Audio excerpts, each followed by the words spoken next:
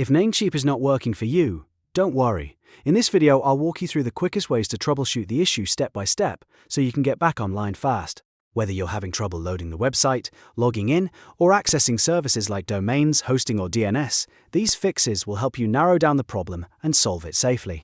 And before we jump in, if this tutorial helps, make sure to hit the like button and subscribe for more easy tech fixes just like this.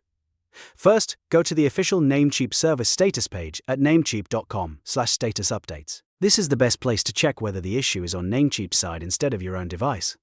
Look for any current incidents, maintenance notices, or outages affecting domains, accounts, or other services. If there's a known service issue, the best move may simply be to wait until Namecheap resolves it.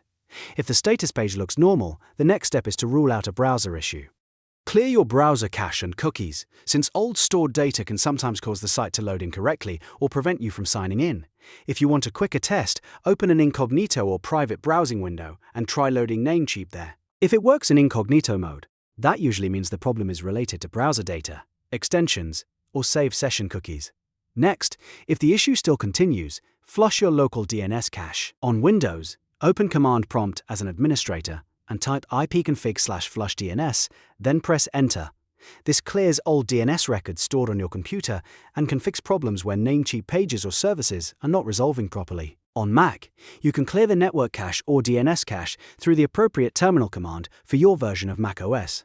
If you're not sure which command to use, search for the DNS flush command for your specific Mac version before running it.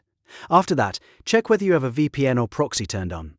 A VPN or proxy can sometimes block certain server ports or route your traffic in a way that prevents Namecheap from loading correctly.